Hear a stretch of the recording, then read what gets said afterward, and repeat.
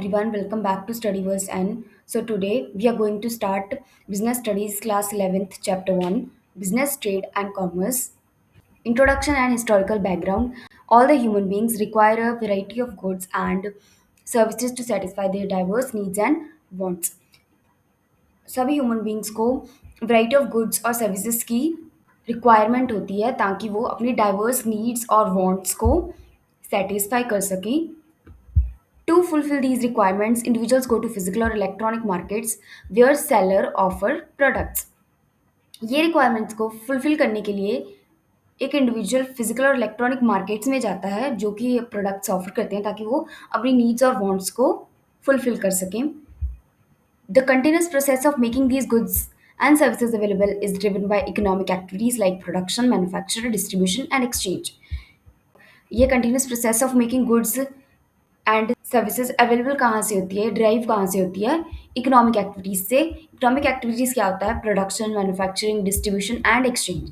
Produce करना product को, manufacture करना प्रोडक्ट को, डिस्ट्रीब्यूट करना और उसको एक्सचेंज करना in return of money.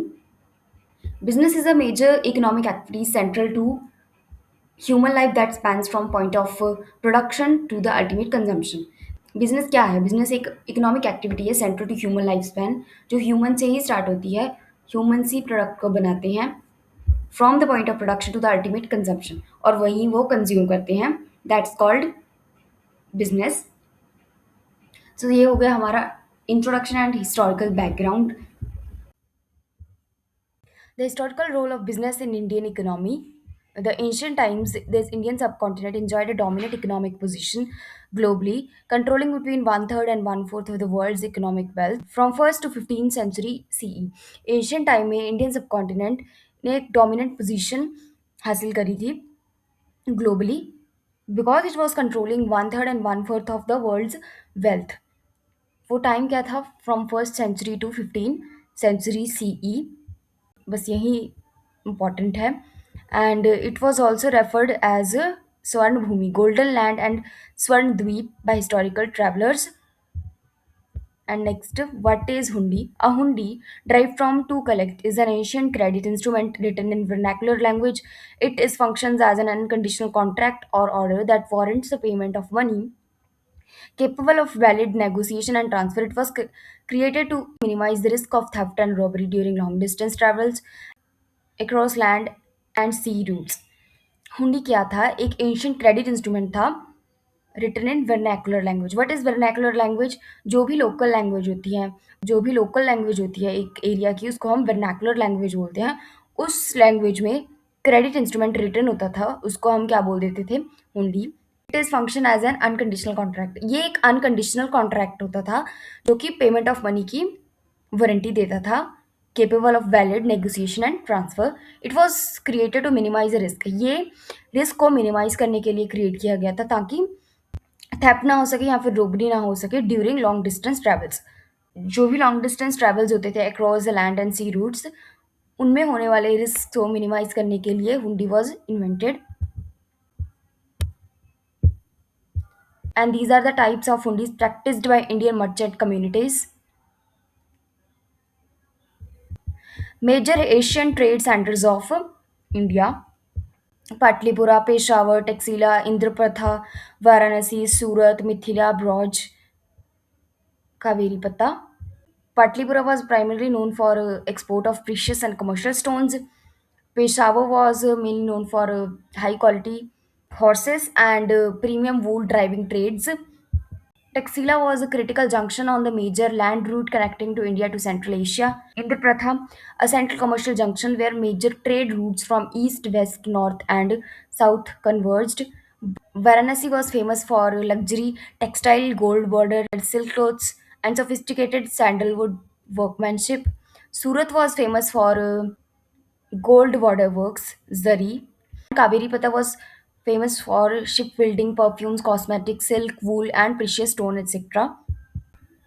Next is concept and characteristics of business. The term business originates from word busy. Business word originate कहाँ से हुआ है? Busy word से, meaning being actively occupied. Actively किसी चीज में इंडल्ज होने को बिजी बोल देते हैं। Legally and economically business refers to an occupation in which people regularly engage in activities.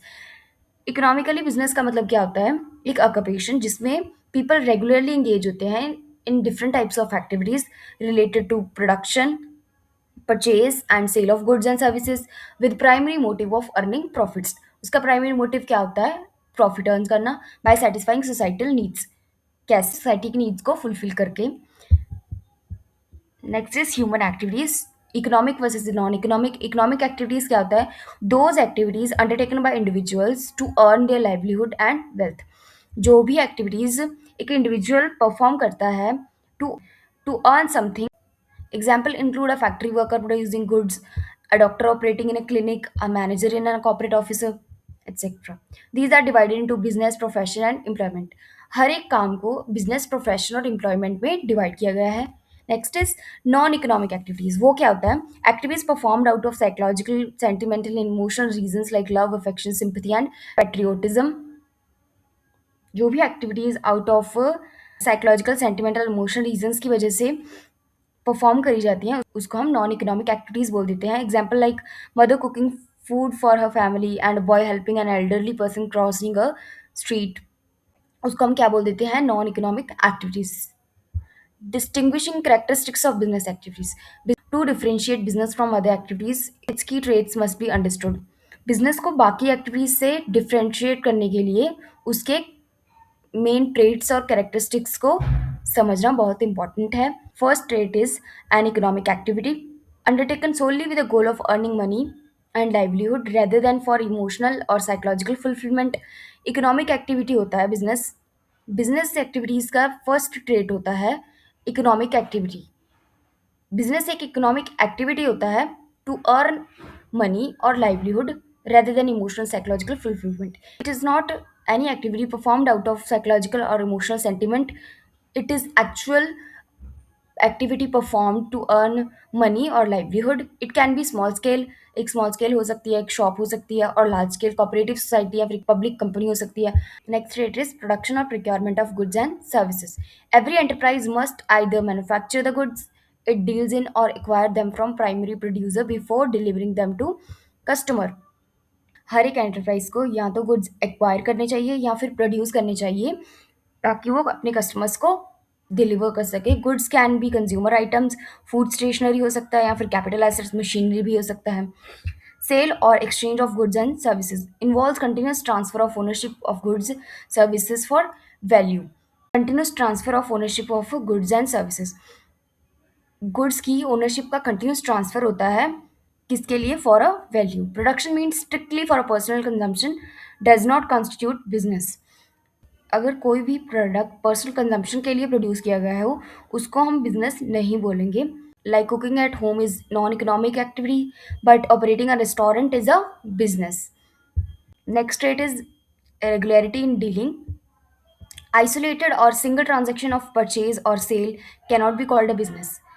कोई भी एक सिंगल ट्रांजेक्शन के परचेज या फिर सेल को हम बिजनेस नहीं बोल देते।